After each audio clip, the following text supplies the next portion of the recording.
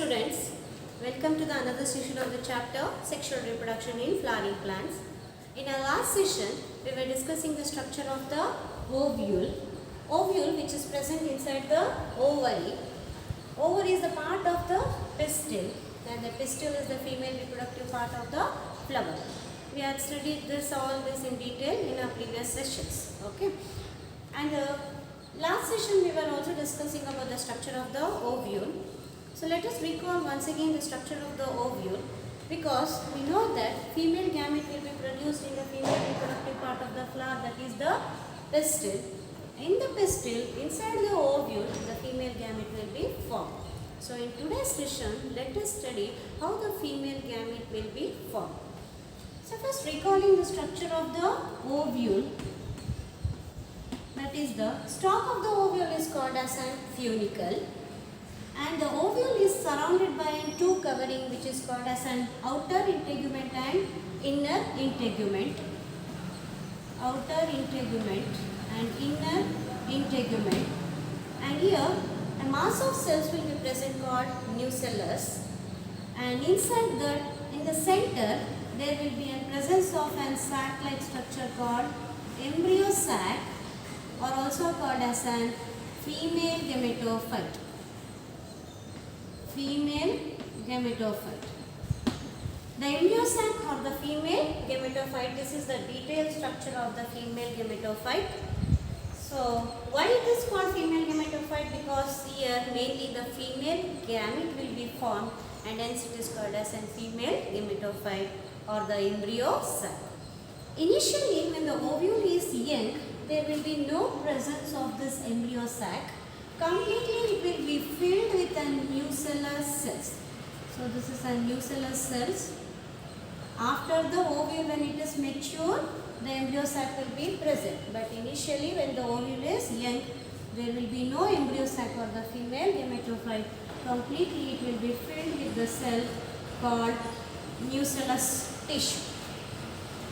When the ovule the development starts, when the ovule mature, finally in the center, the embryo sac or the female gametophyte will be formed. So in today's session, we will study in detail how this embryo sac will be developed. Initially, when the ovule is young, the nucellus cells, one of the nucellus cells, there will be many cells will be present. One of the nucellus cells, it is going to differentiate. Means it will become slightly bigger in size, and it will get a dense cytoplasm with a prominent nuclei. It is going to differentiate, and that differentiated cell is called megaspore mother cell, or also called as an MMC, megaspore mother cell. So only one cell. Many cells, nucellus cells will be present, but only one nucellus cell is going to differentiate and become megaspore mother cell, and this megaspore mother cell will be diploid in condition, and other nucellus cells will be present. So this is when the ovule is egg. The nucellus cell is going to differentiate and get converted into megaspore mother cell. And this megaspore mother cell undergo meiosis. So we know that there are two meiosis. In the meiosis, it is a reductional cell division. The chromosomes number is going to get reduced, and at the end of the meiosis, we get 4 cells will be formed. As a result, in the meiosis 1, when the meiosis undergo in the first meiosis, the 2 cells, megaspore mother cell, will divide into 2 cells, which is called as an megaspore dyad. Because of 2 cells, it is called as a megaspore dyad. And here, the 2 cells again undergo division, that is a meiosis 2. As a result, the 4 cells will be formed, and all the 4 cells, because of the meiosis, all the 4 cells will be haploid in condition, and at the end of the meiosis, 4 megaspores will be formed, and hence it is called as an megaspore tetrad. Because of 4 cells, it is called as a megaspore tetrad.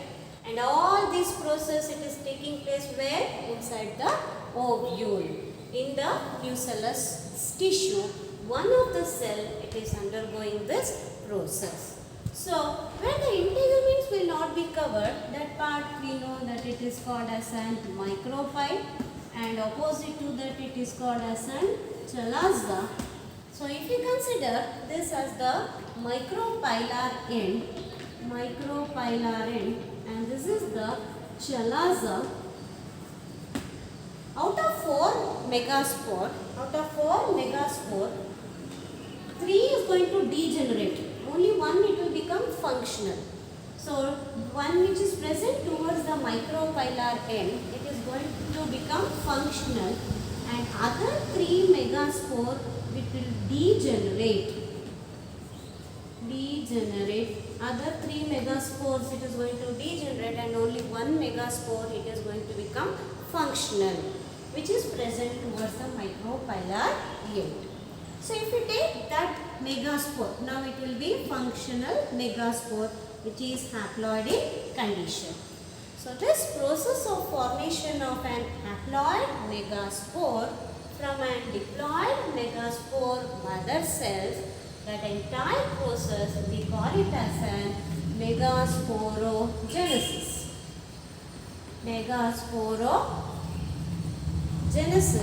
Genesis means formation of what? Megaspore. It is called as an megasporogenesis. Okay. So, one of the nucellus cell differentiate into megaspore, mother cell, diploid, undergo meiosis, 1 form 2 megaspore dyad, again undergo one more meiosis 2, form 4 megaspore called megaspore tetrad, and out of 4 megaspore, 3 is going to degenerate, 1 is going to become functional. So, this process of formation of haploid megaspore from diploid megaspore mother cell, entire process called as megasporogenesis, and all this process is taking place inside the ovule in the nucellus, and here actually the embryo sac initially it will be absent. Later, now it is going to develop. So, let us study how it will develop. This haploid megaspore, only one haploid megaspore, other 3 has been degenerated. It will increase in its size, it is going to enlarge, and here this haploid megaspore undergo mitosis, that is series of mitosis it will undergo. In that first mitosis results in 2 nuclei. Here the cell will not divide, the cell will become enlarged. The nuclei is going to divide, only the nucleus is going to divide into many nuclei. Here the nucleus it will divide into 2 nuclei because of the mitosis, because we know that mitosis is an equational cell division. The chromosome number will not get reduced, and here the chromosome number, here the nuclei will be having an haploid condition because of the mitosis. First mitosis, and here it will be having 2 nuclei. So, here no cell division it will not occur, only the nucleus division will occur. From one nucleus, 2 nuclei will be formed, and because of that it is called as a 2-nucleate embryo sac. Okay. And this 2-nucleate embryo sac, it will undergo, one more mitosis as a result, and one nuclei will be pushed towards the chalaza and one towards the micropylar end. And again, this one nuclei will divide into 2 nuclei, and this towards the micropylar also it will divide 1 nuclei into 2 nuclei. Here also there will be no cell wall formation and no cells will be formed, only the nuclei will be formed. And 2 nuclei towards the chalaza and 2 nuclei towards the micropylar end, and all are haploid because here also it is undergoing mitosis. As a result, this is called as a 4-nucleate embryo sac. It is called as a 4-nucleate embryo sac, And this embryo sac again it will undergo one more mitosis, means it will 3 times the mitosis will occur. As a result, 2 nuclei towards the chalaza, it will be formed into 4 nuclei, and 2 nuclei towards the micropylar, it will become into 4 nuclei. So totally 8 nuclei, and hence it is called as an 8 nucleate embryo sac. Okay. So megaspore will be present, functional megaspore, haploid in condition, undergo first mitosis, and it will form 2 nuclei, and this 2 nuclei again divide into 4 nuclei, and this 4 into 8 nuclei. Till here there will be no formation of the cell wall, and there will be no formation of the cells. And after this 8 nuclei, it is going to organize into the cells, and in the chalazal end, so this is an chalazal end and this is an micropylar end. Chalazal end, 3 nuclei, it will develop an cell wall and get converted into 3 cells. 1 nuclei will move towards the center, and the 3 nuclei, only 1 nuclei will move, and 3 nuclei will be present towards the chalaza. It will develop a cell wall and get organized into cells, and those 3 cells which are present towards the chalazal end is called as an antipodal cells or antipodals. The cells, 3 cells which are present towards the chalaza are called as an antipodals. And 1 nuclei comes to the center. And the 3 nuclei which is present towards the micropylar end, it will also develop the cell wall and then get converted or organized into the cells. And those 3 cells, 1 nuclei will move towards the center, and remaining 3 nuclei get converted into the cells, and those are called as an egg apparatus. In that, the lower 2 cells are called synergids. Lower 2 cells are called as an synergids, and 1 cell, this is called as an egg. Actually, this is a female gamete. So because of this egg, female gamete will be formed. Because of that only, the embryo sac is also called as a female gametophyte. This egg and synergids together, we call it as an egg apparatus together. So 3 cells will be present, 2 are synergids, 1 is egg, and together it is called as an egg apparatus. And 1 nuclei which has been moved from chalaza and 1 nuclei which has been moved from the micropylar end, these 2 nuclei, it is called as polar nuclei. Polar nuclei, and these 2 nuclei will be present in the center, and this is considered as an 1 large cell. And in this way, there will be, and totally how many nuclei will be present here? If we count 1, 2, 3, 4, 5, 6, 7, 8. So how many nuclei are present here? 8 nuclei. So how many cells are present now? 3, and this is 3, 6, and this is considered as an 1 large central cell. So how many cells will be present? 7 cells. So 8 nuclei and 7 cells are present, and because of that, this embryo sac is called as an 7-celled and 8 nucleate condition. 7-celled and 8 nucleate condition, embryo sac is referred as 7-celled and 8 nucleate condition embryo sac. And here in the synergids, there will be in presence of special cellular thickenings which is called as an filiform apparatus, which is called as filiform apparatus. Filiform apparatus, because these are the one which is present in synergids, and the main function of this cellular thickening, that is filiform apparatus, is to guide the pollen tube, because now we know that female gamete is present here, and the male gamete will come, and then it will fuse with the female gamete. So we know where the male gamete will be present. Male gamete will be present in the pollen grain which is formed inside the anther, and that pollen grain will be transferred by the pollination, and then it will come and land on the stigma, and pollen grain will produce the pollen tube, passes through the stigma, style, and then enter into the ovary, and through the ovary, through the micropylar end it will enter, and finally come near the micropylar end. And that pollen tube, it will enter inside the embryo sac, and then the pollen tube will release the male gametes. That we will be discussing in detail when we take up again the pollination and fertilization.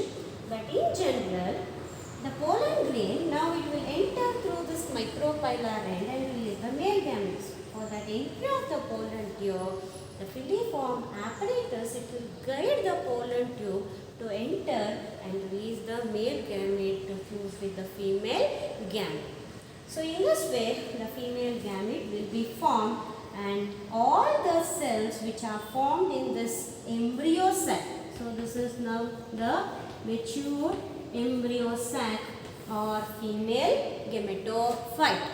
All the cells here, it will be haploid, and also the female gamete, that is the egg, it will also be haploid. So now, when the ovule, when initially it is young, low embryo sac, gradually when it matures, this embryo sac will be formed here, that is initially filled with nucellus cells. Gradually, by all this process, that embryo sac will develop inside this ovule. So in this way, a female gamete will be formed. Because of that, from this megaspore, it is going to enlarge, and then entire embryo sac will be formed. And this entire embryo sac is being formed from only single megaspore. It is being formed from single megaspore. Because of that, it is called as an monosporic development. Monosporic development of an embryo sac means embryo sac is being developing from a single spore, that is single megaspore, and hence it is called as an monosporic development. So in this way, the embryo sac will be formed in the ovule. So this process of formation from megaspore mother cell to the megaspore, it is called megasporogenesis. And this from megaspore to the embryo sac formation is also called as a megagametogenesis. Megagametogenesis. Again, genesis means formation. What it is being formed, gamete is being formed, and hence it is called as a megagametogenesis. In this way, female gamete will be formed. So let us recall quickly. So the female reproductive part of the flower is pistil or gynoecium. Individual units is called pistil or carpel.